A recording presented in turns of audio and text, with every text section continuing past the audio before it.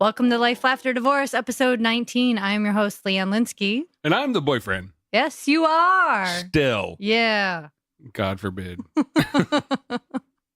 Yeah, 19 episodes. Hey, we wanted to say thank you again for our listener last week who sent us a letter about her experience that she recently had found out she was being cheated on by her spouse and wished to remain anonymous, but asked for support from the community. You listeners out there finding out what you've gone through and what your experience has been. And hopefully last week's episode helped you out and showed you some comfort and you know you're not alone. The good news is we did receive some emails, and I want to share one in particular because it's from a woman in North Carolina with the same name as me. So thank you, Leanne from North Carolina, for writing us. Thank you very much for telling us your story and being so open and honest with your experiences. Yeah. It was amazing. It was really cool. And one of the things she shared is she's actually been, what I found interesting about your experience is that she's been on both sides of the fence on the cheating. You know, she's had experience where she's been cheated on and she's been the cheater.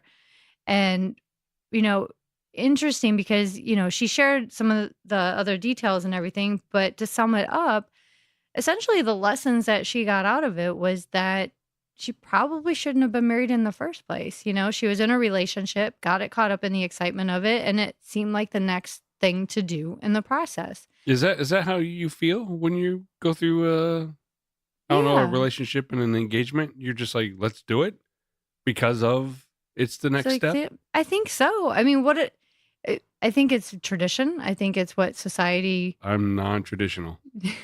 You're just unique. Thanks. No. I think a lot of people though. Yeah. Well, you are unique, but I think happens with a lot of us is that we get caught up in the excitement of a relationship and in being in love, and we think it is the next step. You want to take it further. You want commitment from that person, and commitment in our society has always been marriage. You know, I think it's just kind of the way our surroundings are. It seems like what you do, you get married and you have children, right? I think it's changing gradually, very slowly over time. That process is evolving, but I think for the most part, you know. So instead of following societal norms, you're saying follow your heart? Yeah. Yeah. Which I've done twice and I've been in the same situation. Your heart or norms? Both. Yeah? Yeah. I think so. I mean, I don't think I would have married them if I didn't love them. So I can't say that it wasn't as though I was following my heart. But I think it just seems like the next thing to do. I mean, what do you do with somebody? It's like, what do I do with you after such a period of time? Do you just keep hanging out? Do you just keep dating? Yeah, keep hanging out, man. Come on over for Saturday. We'll see a movie. I see where this is going. But I think people always want to, you know, I don't know, move it closer or something. It just seems that way. I don't know. I don't have all the answers. But going back to Leanne and her email, it seemed like the next indicative step in her process of a relationship, and she did. And looking back in hindsight, she realizes maybe it was too soon and she didn't know herself well enough to know that, you know, she wasn't ready for that. And I think that's a valuable lesson to learn. For everybody, all of our listeners. Yeah, absolutely. Yeah. Well, thank you, Leanne, for sending the letter, and we wish you the best. Thank you. Thank you. And hopefully that also helps our anonymous listener. I wasn't talking to you. I was talking to the listener. I know that. I know that. You weren't looking at me when you said it. Smart. I'm following the conversation. All right. That's good. Yeah. That's a rare occurrence. Cue cards. That's why we need cue cards.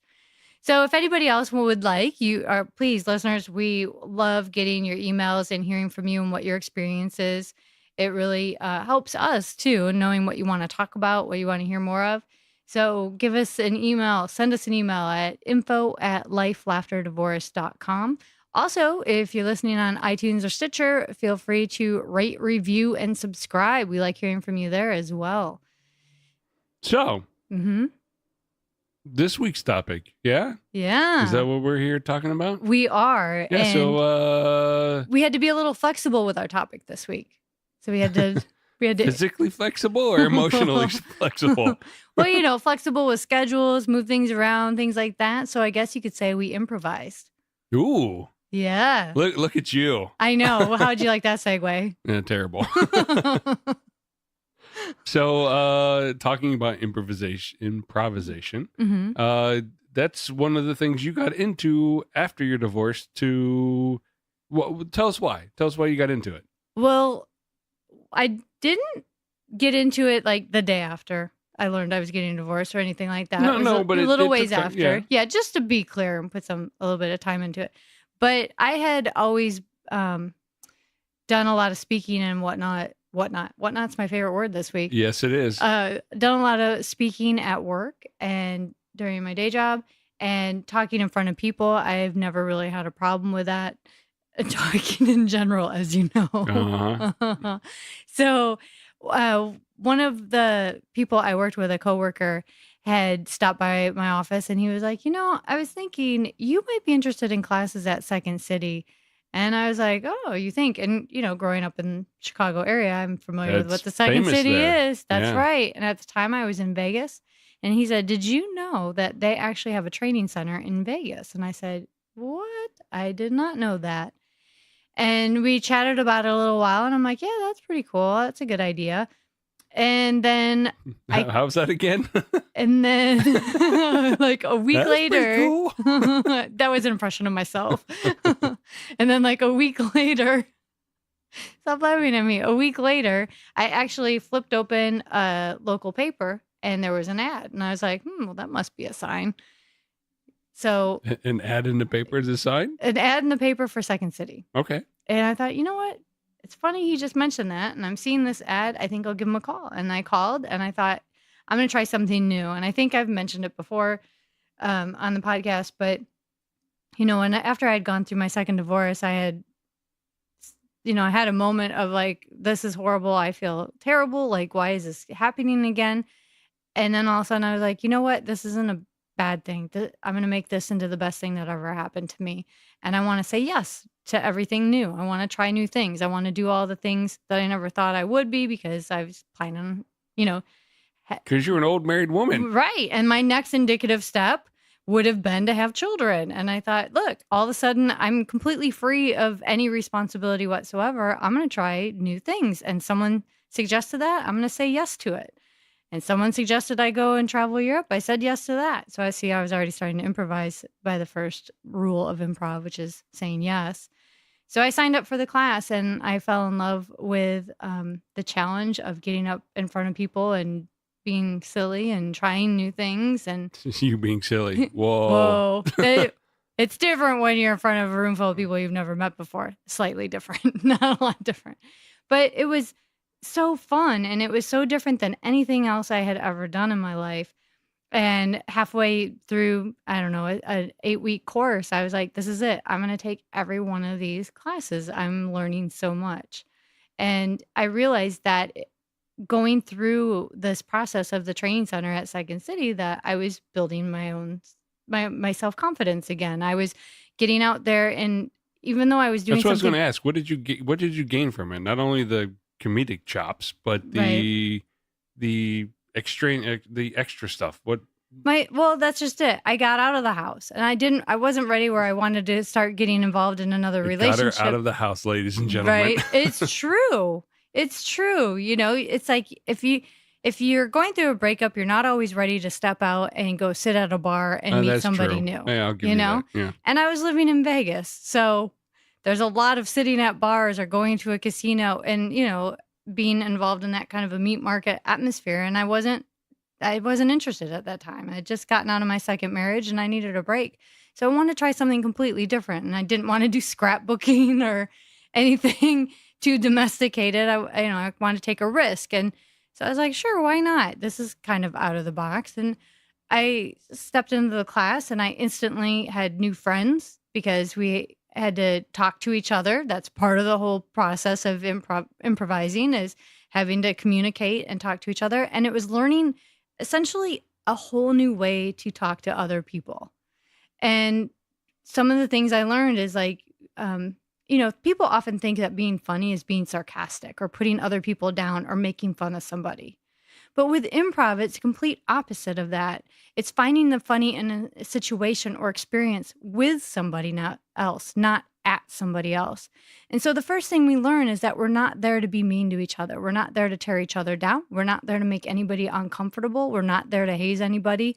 And it's all about making the people around you look like geniuses and poets and artists and making them look brilliant and letting go of our own ideas and effort to make somebody else look better. So it sounds like improv really had a big impact on your life because it eventually moved you to New York City at some point, didn't it? It sure did. So if you fast forward 4 or 5 years, I think it was 4 years maybe. And I ended up, packing 2 suitcases and heading to New York City and starting all over without knowing anybody there really. And immersing myself completely into the improv community in the theater world. So what did you do? So from New York? No, so in New York, you said you immersed yourself. I immersed myself. You got involved with a couple different groups there, and you started. I started taking classes and performing. So before I actually made the move to New York, I had gone out there and started studying with UCB, the Upright Citizens Brigade, and I took levels 1 and 2 in their intensives out there. I took vacation time. I spent a few weeks out there. Met all kinds of new friends in those weeks because it's just like from the morning till late afternoon, early evening, where you're in classes nonstop 5 days of the week, 2 weeks in a row, just doing nothing but shows at night and, show after show, just insane improv, like improv, all you can do. So when did you start teaching improv though? Well, the intensive I did, I went back to Vegas. I ended up moving to New York, merging, and I ended up taking classes at all the theater. And I know I'm getting there. And I ended up teaching several years after I was in New York. So I had gone through several programs at the other theaters in New York City. I went through all of UCB. I went through all of Magnet Theater. I was in resident ensembles and performing. And I went and found, through Cherub, which I'll talk about here shortly, I found several people who were performing and working at Gotham City Improv. And that is where I started teaching. And Gotham City Improv used to be the Ground Lanes. Wow. So, So now you're out here in California. How are you trying to take all of those experiences to make life, laughter, divorce work well? So what I realized after I came out here to the West Coast, because now I'm in the Los Angeles area, what I learned here is that everything changed for me. I was a totally new environment, and it was just like, whoa. And I went through a really bad breakup, and I was like, wow, this is something. The two things.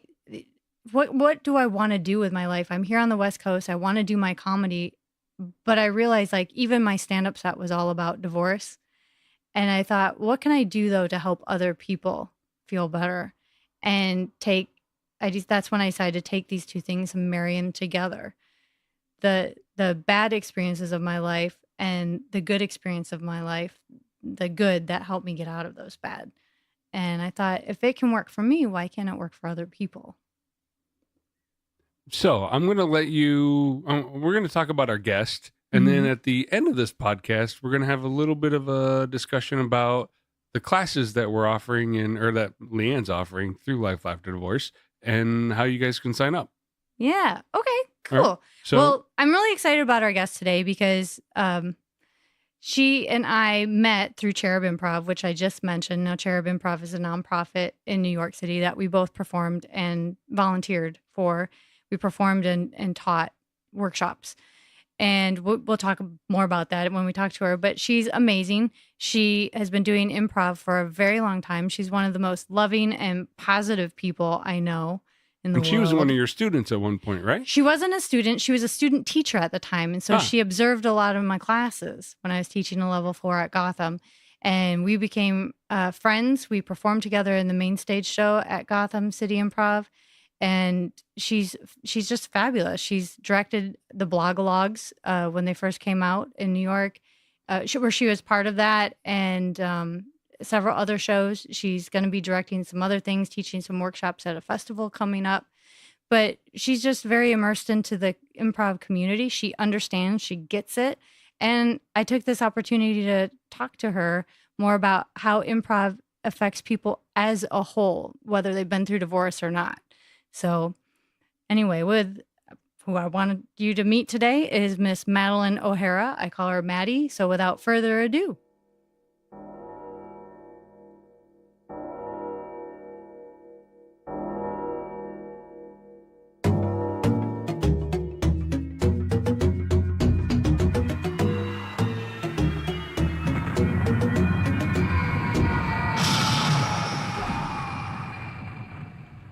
Hey, Maddie. Hey. Hey, thanks for being on Life After Divorce. So, absolutely. And thanks for taking time out. I know you're currently on vacation with family in South Carolina. How's South Carolina? Yes, I am. It's beautiful. It's perfect. Nice. Weather's lovely. And you're outside on the water, right? Yeah. I'm currently looking over this beautiful little marsh area. Lovely. A marsh. For some reason, that doesn't sound... It is water. I'm watching fish go by, okay? Oh, all right. Well, that's not nice. Open ocean, but it is the water. Right. It's nice. It's relaxing. The weather's good, right? Mm-hmm. Cool. Well, thanks for coming on. So I want to tell our listeners a little bit about you. They know that we're friends from New York, but we've also performed and done improv together many times. Many times. And if I remember correctly, we met at Gotham City Improv, right? Mm-hmm. And then we performed also at Cherub Improv together and taught and whatnot. But to give them a little bit of background on, more personally, like who you are, do you want to fill them in? Sure. Well, I'm from South Carolina originally. I got involved with improv in high school, just messing around in my local theater at a high school. But then I went to the Second City Training Center during my summers during college and got a little better, a little more trained up. And then my senior year of college at the Savannah College of Art and Design, my professor who came down was David Stork, who had just finished being artistic director at Gotham City Improv with Mark Adam Smith. So he moved and became our improv professor at SCAD, and he rocked my world. He cast me in his main stage show, and we did really intense ensemble work, and it was just 12 of us that he had every day for 3 hours for 9 weeks working us, and it changed my life in every kind of way. That was awesome. And then when I moved to New York, he sent me along to Gotham to meet Mark, and Mark immediately put me right into the show. Yeah, and that's how I met you, and the rest is history. So that's fabulous. And and so now backing up even further, so you're in a relationship right now. I am. Yep. And you've never... Her name is Galliana. Yep. She's a theater person. And and neither of you have ever been married, correct? Nope. You've never been married. Never been married. So you don't have any firsthand experience with divorce, but you've been through some breakups here and there, if I remember correctly. Yes. Yes, I have. Yep. And so what I wanted to know was, you mentioned that improv changed your life dramatically, but how so on a personal level?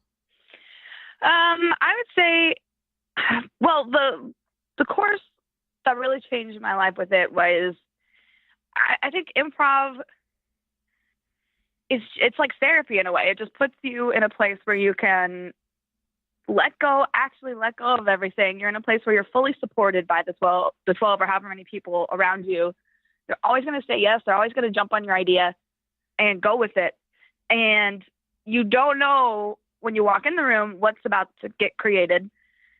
And it doesn't even matter if it's necessarily the best scene you've ever seen in your life, but if you and somebody else can lock in and make a magic happen, or a joke, or just something that makes the whole room laugh, and it's something that you just created in that moment, I mean, you can't find that anywhere else, so improv, and it's just such a good feeling. You leave feeling amazing, no matter what. And that's, I think, something that I have not. I've done improv. I've done regular shows. I've done stand-up. And I've not found that feeling out of anything but improv. And that's, I think, why I love it so much. Right. Because it's a group effort. You can't really. It's the like camaraderie and holding each other up. And it's,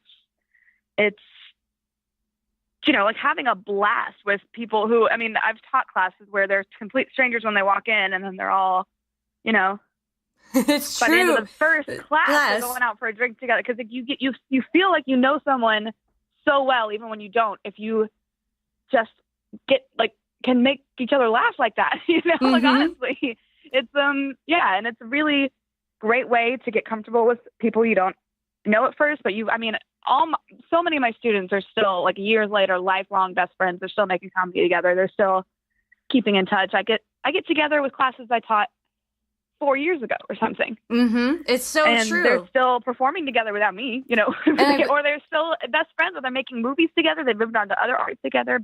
And you're still coaching people I was coaching when I was there in New York. So they're still together. It's amazing. Yeah. I've got Leanne students now.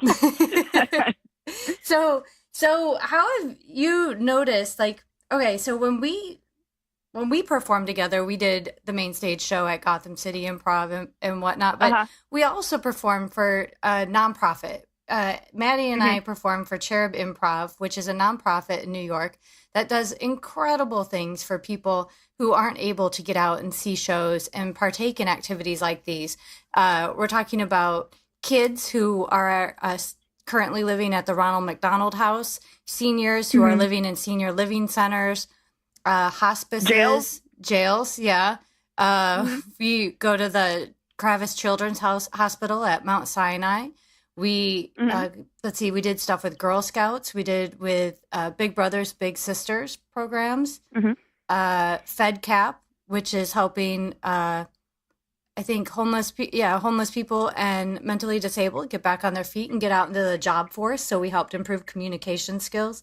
So there's all kinds of areas that we visited and we did shows for, and we taught regular improv classes for, even the homeless, which we had regulars at all of these locations, and they would meet with us. I mean, people were religious about showing up and partaking in it and had a blast. But, doing this, what was some of the things, because I know what it's been like from my experience, and it's been every time I go, like you and I have talked, sometimes you don't, it's like, oh, I don't feel like doing this, or, I don't feel like being funny. I just want to stay home and I want to, binge watch Netflix or something. But what's your experience been like when you're doing these workshops and shows? Well, with Cherub, I love Cherub because the very first Cherub show I did was with you, and we went to what was it, Osceola, New York? Is that how you say it? I think so. We did a show for like a house of retired Catholic priests. They live in this place, and a lot of them are on strict medical care, and and they in this little room. And I had never done a show like this. And we go out, and there's just a bunch of kind of old guys staring at you. And we started performing, and they just slowly they started to come out of their shell until by the end they're all yelling out suggestions. We'd be in the middle of a scene, and somebody would be like, "Wait, have you heard the one about?" They just had so much fun. And then afterward, it was like a flurry of activity. Whereas we walked into a dead room, we walked out of a room that was very much alive.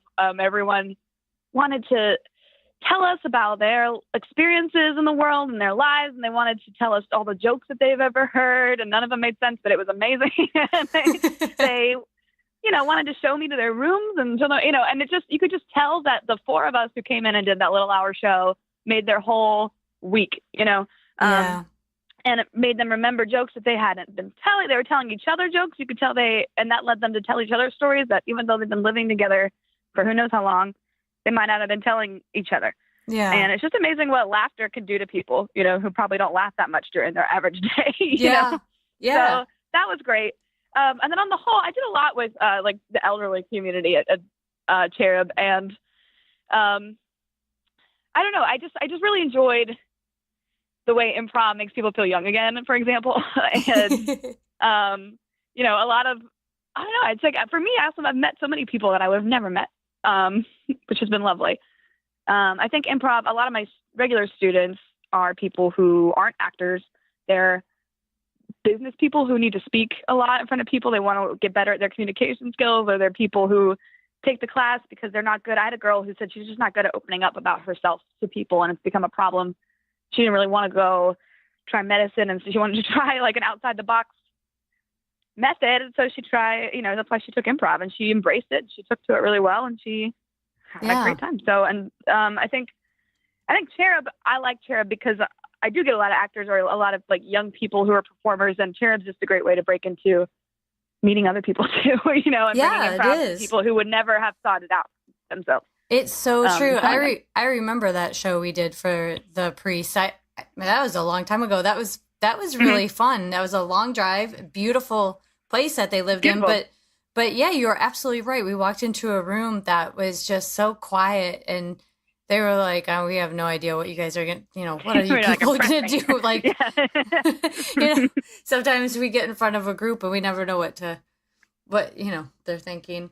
But yeah, it was fantastic to see a group of people who go from completely silent and deadpan to telling jokes and laughing. And I don't know if you were singing songs. Yeah, it's really something. And it's the same when I would visit some of the other, many of the other places, people come in and they have their arms crossed and folded, and they're like, yeah, I don't do this stuff. And they would sit there and not want to participate. And by the end of it, they're laughing and having a good time, and we're back for more the next month. But what do you think, like, you see people around you and everything. What's your take on when people come in and what do you think it is about improv that kind of changes people on a personal level? I think it's not what improv has you do in the room. It's what it has you do outside of the room is what I tell my students. Like for me, improv in the room, you learn how to do the proper way to do scenes, like talk about relationship and talk about, like all the little improv rules or whatever. But overall, improv just gives you a broader sense of humor, I genuinely think.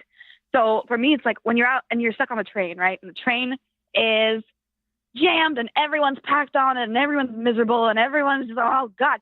Somehow improv has given me the opportunity, like the ability to lift my head right out of that situation and somehow find the humor in it anyway. Right. Yeah. So I really enjoy that. Like if you're on the, so I tell people like, it's true. I do find that. I find that when I'm, when you just you're everyday things. Walk in and say, like, you see the guy, like every time the train stops and this one same woman goes, oh my God, like to herself, and you just giggle like, and it just gives you it gives you ideas for like, I'm going to take this into my next scene. I'm going to do this. I'm going to be, or you start to recognize like people's emotions and how you've played them before. And it just makes you kind of see the world differently. And for me, it's like those really frustrating moments that you're in.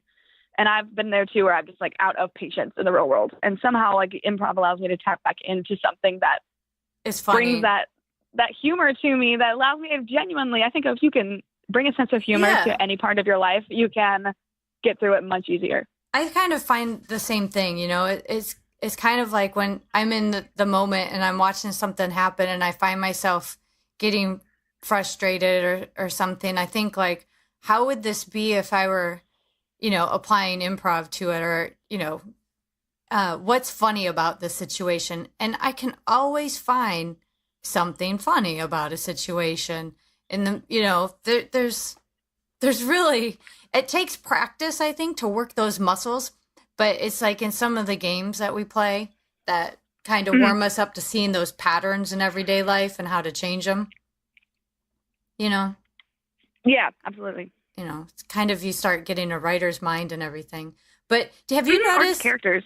Yeah. Well, how have you noticed, like just in your daily communication, like talking to people, when you have basic conversations, I guess, because, a lot of people might take improv and never really get into performing it, but like your basic communication skills, what differences have you found in yourself or even your students as they start learning the basics of just yes-anding?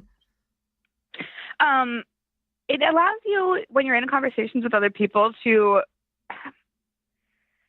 kind of, I don't know, I guess yes anding is a perfect way. Like yes and is for those who don't know, is the concept of always, no matter what the other person says, you say yes to it and you say something else. So you're not just agreeing with them, which is kind of a fundamental improv rule, but you're also adding something else that they can agree to and add something else. And then together you build a scene. So in real life conversation, yes and is wonderful. If you're like with somebody you don't have a lot in common, or you're just like people on first dates, I honestly give this advice. I was almost hired to be a flirtation coach for a company because of for my improv. Imagine that, Maddie. It was literally I got the thing fell apart, but I got the job. Oh, but it was like literally. I don't doubt that for a minute. For everybody hearing Maddie would be perfect in this job. So for him, I had to explain how, like, yes and on the first date, for example, is great for people. And the whole program was for people who have really hard time dating. And so yes and is just, it's just you're on a date, there's somebody talking to you, and you don't have to say yes if you don't agree with them, but it's the idea of taking in what they said with acknowledgement and then giving them something else to speak on is, if you're bad at conversation, just practicing that is so good for you. Yes, it is. We learn, what about, just the difference between like a negative question and a positive question, things like that. You can't help it. You can't keep it separate just in your improv world. It makes its way into your life. So you started this in high school. How did this help you with your self-confidence? High school was a blast. We had a drama teacher who was very supportive of us. So she gave us like a show every quarter, I guess, a improv show. So we would practice after school. I mean, it was very much a way for us to get a lot of our excess energy out in high school, a lot of very active, passionate scenes, a lot of crazy stuff. But it, it formed a very tight group. And it was a good way. It's just a positive way for high schoolers to spend their energy. You know what I'm saying? Like we were in the theater making each other crack up and acting like dinosaurs while other people were out smoking cigarettes behind the bleachers. You know what I'm saying? Right. So, well, it keeps you out of trouble for sure. But keeps you out of trouble. But then also it, I don't know, in high school, I mean, we performed the shows and the whole school would come because what else are you going to do? And yeah, you just feel in high school, it's a way to feel, normally you feel like, I don't know, like the theater kids aren't really the popular kids. No, they're weird. For some reason, the improv kids were doing all right because audiences were reacting much more to a school improv show than a school play. Well, so it was fun actually. So knowing that you did all of that stuff, now I know you in real life, so I know that you have great confidence, you have great stage presence, and you can walk in and command a room. But how has like we were talking about not too long ago about how when you're feeling down and you don't want to do anything, how does improv help get you back to where you need to be? Yeah, well, I've had situations coming in to teach where I got bad news on the phone right before, like crying in the bathroom right before you go in to teach a class, and you can't cancel the class, and you want to, right? And you're like, how am I gonna like be funny for 2 hours? You know what I mean? Like, how am I gonna do this? But then you just start, and there's something about. It's amazing to me how it always makes me feel better going in the room and just going, because you're walking into a circle of people who are always going to support what you say, and they're always going to yes you. Wouldn't it be nice if like all your relationships were that way?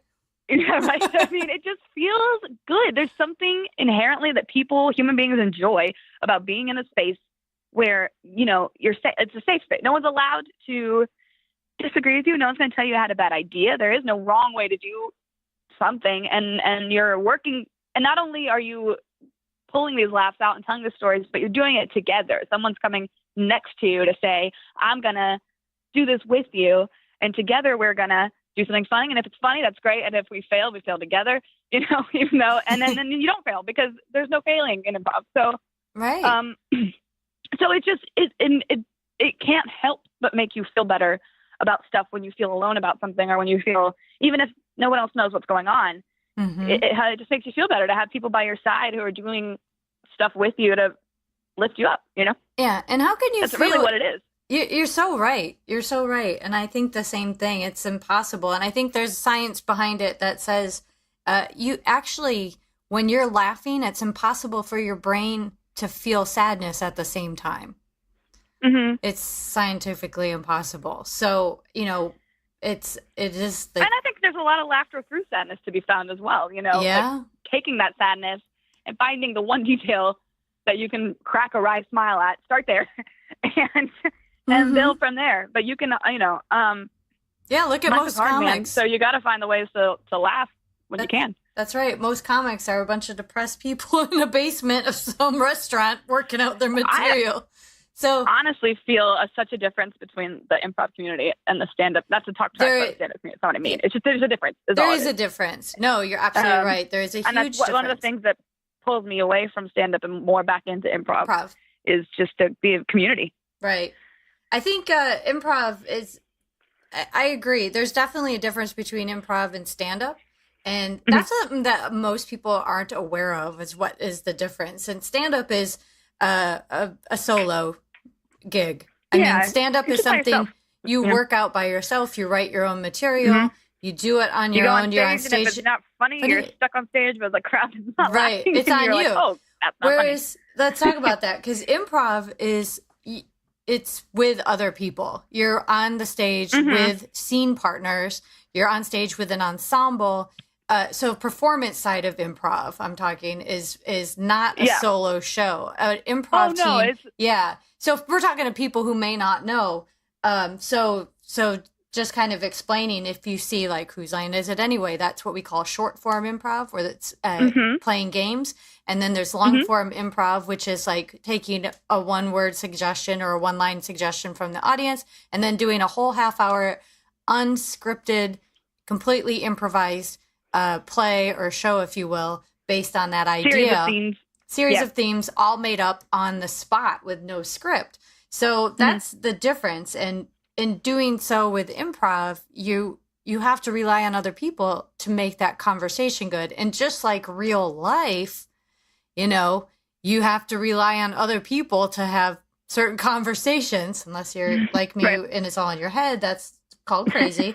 But to have conversations with people, it's refreshing with improv, because exactly what you said, Maddie, is it makes you, it's a place where you can go, it's a conversation you can step into, whether you're performing or not. The basic techniques apply. You can apply them to your everyday life and regular conversation about making people feel welcome, making people embracing change, going with the flow, being able to carry on a great conversation, finding humor in the moment, looking for a new perspective, right? Absolutely. All those things. Not looking like a fool, no fear of failure.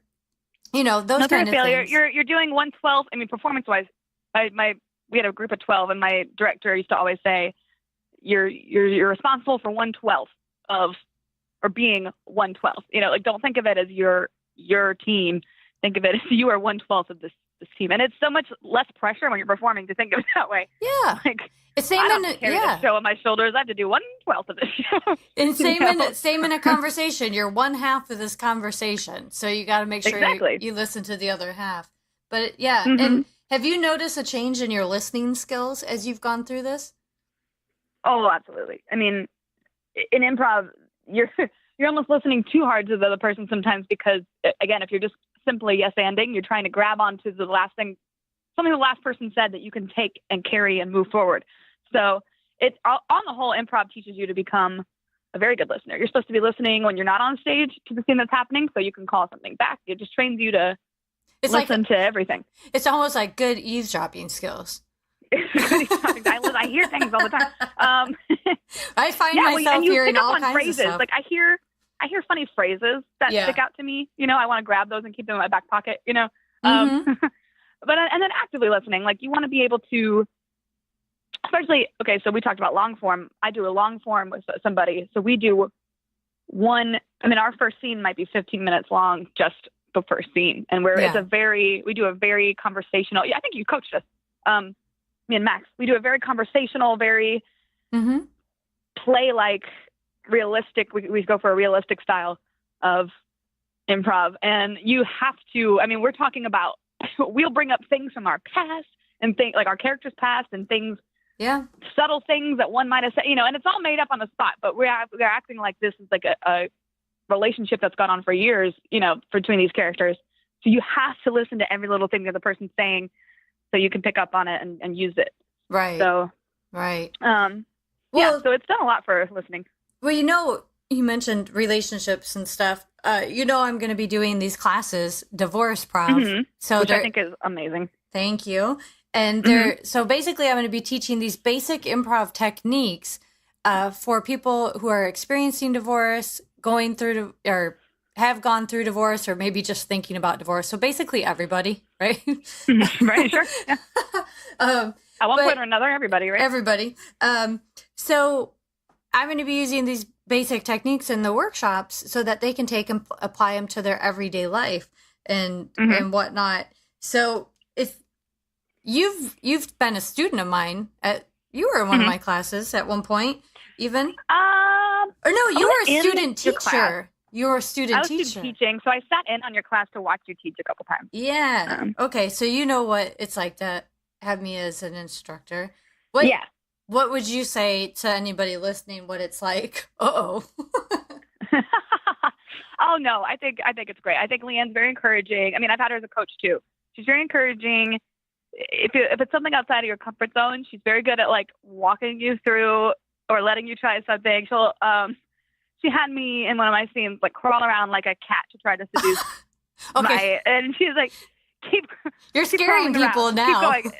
No, but it was it's because she knows me and she knows she can push me. But for side coaching me, she's like teaching me, and I'm like, what am I doing? But we were both laughing so hard. We're just doing it. But no, she's very good at picking up on what worked in the scene and telling me specifically like, this is what you did right, and then the stuff that you don't necessarily, the stuff that technically doesn't follow the improv rules. Leanne's very good at saying, supposedly you're supposed to do it this way, but what I liked about what happened when you did this way was just to help show that you're not doing it wrong. It's okay. If you really want to delve in, like become a improviser, performer, she can help you weed out the bad habits. But otherwise, it's just about how to get the best laugh, how to have the most fun. And Leanne's very good at orchestrating that. Thank you. Yeah, I always have a great time with you. Performing with you is so fun. Leanne is also, she's happy to get in there and do it with you, which is something that, if you can find that, is great. So you can always count on Leanne to jump into a scene, which is great. Well, first of all, I want a disclaimer out there. I'm not going to make anybody on one of my webinars crawl around your living room like a cat. Sorry. I might make you paw at the screen and meow a couple of times, but no crawling. I think you were watching a level 4 improviser class that time, and those people are performing regularly and in the theater and whatnot. So we do some crazy things, but most of my stuff is going to be the basics and applying them to everyday conversations and everyday life and stuff. And Maddie knows firsthand what it's like to be, performing with me and on stage with me, and we have so much fun. I miss all of that. We had a blast, and you're absolutely right too, because there were days where it's like a long day, and we're trekking through New York, and then you got to go do a show at 9 or 10 o'clock. 10 p.m. shows were rough. Yeah, they were a little rough, but you go and do something like that, and the next thing you know, we're like, hey, your energy is high, and it's almost like someone hit a reset button type thing. It's like the best drug in the world. Coming out of a show. You don't even really remember what just happened, but you feel amazing. Yeah. You got people you don't know coming up to you saying, oh my gosh, you made me laugh so hard. People remember me. I've had people like down in the Ville. I had a girl stop me because she saw me in a Gotham show. Wow. Yeah, I was like, whoa. She was a friend of Chris Berger's, I guess. But she was like, oh my God, you were so funny. I just laughed so hard when you did this. Like, she could remember specific parts. Like, I know she's referencing a show that I had no recollection of. But that's I awesome. Appreciated it, Yeah, but it really sticks with people more than you think, is I think the point I'm trying to make. Well, and I think too you don't know how much someone in the audience needs to see or hear or laugh, Yes. just as much as you who's performing. It's so true. And it's just funny because see improv, even if you don't do it, because it can be just as healing to go watch good improv. Absolutely. Or inspiring or what have you. Having a good laugh Yeah, if you have a choice between sad movies right now and a good comedy, pick a good comedy. These days, good Lord. Yeah. You know? Pick a comedy. Laugh what you can. That's what I say. That's right. So no, this is great. Well, do you want to add anything else or any other things you would say to somebody going through a bad breakup? You've gone through some bad breakups. Yeah, I'd say yeah, take the class, do the thing, because you never know. If it's not for you, you don't have, no one's forcing you to do it, but give it a shot, because I think especially when you're at a pivotal place in your life where it seems like everything you knew is kind of turned on its head, what better time, honestly, to just try to find something that makes you feel good and makes you laugh. I mean, that's the starting place. And you can take that humor and you can turn it into writing, or you could stay with performance and you can start finding a group of people you know and do shows, or you could take that and turn it, maybe you like acting, or maybe it's just, maybe you just like to laugh and you just want to come up and be with the same group of people who make you smile and laugh every week. I mean, that in and of itself is so much more than so many people get. I mean, so many women, especially, I feel like they're alone and they don't have anyone to talk to, or they are dealing with a lot of their problems on their own, or maybe they have kids and they're, focus is on them. I don't know. It's just a little bit of time where you get to be with other people who are kind of like you, and you can, just laugh and have fun. I think those are the two most important words, like laugh and have fun. That's really what it's about. Yeah. And I think if you're going through sadness, if you're going through struggle and you find it hard to laugh these days, I think this is start small, start with a chuckle, go from there. But I think it is one of the best things you can do for yourself. I do. Great. Thank you so much, Maddie. I really appreciate you taking the time and everything. It's fun. I love to talk about improv. I know you do. I'm passionate. Even on your vacation with your family, so yep. Killer. Well, enjoy the rest of the day out at the marsh. Thank you. Say hello to the family and everything, and then I'll talk to you soon. All right. Bye, Liam. Okay, bye. Thank you.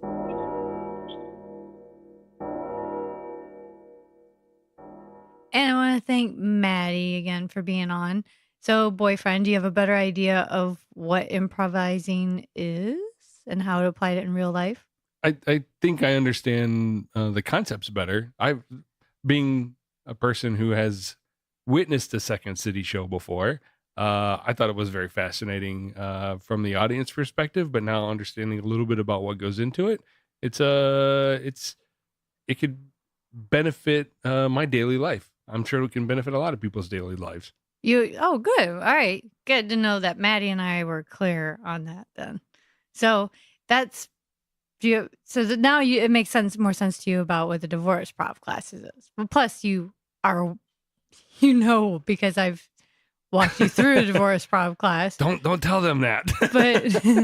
but basically, so what is divorce prov? How have you adapted divorce prov? Or tell our listeners how you've adapted divorce improv into divorce prov to help out persons who've been through a breakup or a divorce. Well, in this particular case, instead of just a divorced person like me going and taking an improv class and being there for general improv, what I've done is I've taken some of the same types of exercises and reworked them so that they're tailored specifically to conversations that you might be having as a divorcee or as you go through your divorce and awkward situations. For example, what kind of conversations were awkward for you when you had your divorce? After your divorce? I get it a lot. One of the ones that's always is like, what happened? I heard you're going through divorce. What happened? And that's like, because it's one How's thing. that again? Because it's one thing if your best friend asks you or someone you're close to, right? But it's an entirely different thing when it's just the nosy person in the cube next to you at Bob work at the water cooler. Yeah, exactly. It's completely different. Or someone you've just met, like, oh my gosh, you just went through a divorce. And it's, after going through two of them, I realized people don't know what to say, and they think they're being comforting or showing that they care by asking these questions, but they don't realize at the same time sometimes we're not prepared to really answer those questions. So how does divorce prov prepare you to answer those kinds of questions? Well, that's just it. That's where the technique of improv comes in. And I think Maddie nailed it when she was talking about it. It gives you an opportunity, like when she was talking about going on dates for the first time, it's not necessarily that you agree with everybody, but you're yesing that you acknowledge and you hear what they're saying and you give them something else to build upon. So you can say, yeah, I heard you, and take the conversation in a different direction, not literally say that, but we teach in improv the technique and how to make that work. It's like a politician, you pivot. Right. It's kind of like that, not quite as blatant as that. It's a lot more lighthearted. It's a lot more fun. It takes the tension out of a conversation, because the last thing you want to do in improv is make your scene partner, or the person you're speaking with, and improv, it's your scene partner, look like a fool or look stupid. You want to make them look brilliant, and you want to give them all of that respect. So same thing in real life. You want to take that, give the person that you're speaking with the respect and the acknowledgement, and then be able to shift the conversation in such a way that it doesn't hurt someone else's feelings, and it keeps the conversation flowing in the right direction. It's about being positive rather than negative. So that's your typical Bob at the water cooler. What other kind of situations could you be in that divorce prov may help you? Well, I think too, in probably in negotiating, it could help you. And as you sit down and you talk things through with your ex, negotiating, with your ex, yeah, it's just having conversations. And when I say negotiating, I don't mean like with lawyers and attorneys. I mean, that's what they do best. But I think back to my situation, and if I had some of the skills at the time that I had actually gone through it closer to that time where I was actually dealing with my ex, I think it would have given me a different opportunity to have a different conversation, to not take things so personally, to be able to not feel so on the spot. And that's the other thing. A lot of times, excuse me, people are still connected to their ex because of children and things. And I think this is where improv technique could be helpful, because you're still having interaction with that other person, and that other person, we can never control what the other person is doing or what's coming out of their mouth or what they're feeling, but we can certainly help ours. And it's the same as when you're improvising on stage. We can't control what the other person's going to say or what's going to come out of their mouth, but we can only control how we react. And still, it's like taking the high road, and it's coming up and acknowledging that you understand where they're coming from, what they're saying, and you're not denying them that by any stretch, but you're shifting the conversation in such a way, or building upon the conversation. It's not always shifting. It's building upon the conversation so that it's going in the right direction. So it's kind of like Taekwondo, where are you familiar with the martial art? No. Okay, so I'll sum it up in this. Taekwondo is a perfect example. So instead of force coming at you and you stopping it with force going at them, you basically, if someone's coming at you, you take their momentum and you keep it flowing and move and step aside so it continues right past you. So that's what you do with a conversation. You keep it going. You don't stand and block it and stop it. That's a fascinating analogy, and I think this is going to help a lot of your listeners out there. So what about your first classes? Tell us about this. You have one coming up, right? I do, on Thursday, and it's actually sold out. Thank you for asking. Congratulations. Thank you. I'm very excited about it. It's a webinar. But good news is I will be posting a new class coming up probably in late July, early August. So if you're interested, feel free to email me now, and I'll put you on the wait list, and that date will be coming available in the next week or two. Perfect. Mm-hmm. All right. Well, thank you very much. And thanks, Maddie, for being our guest this week. Yeah. Thank you, Maddie. Enjoy the rest of your time in South Carolina with your family. And we'll see you guys next week. All right. Or you'll hear us next week. Yes, you will. Have a great week.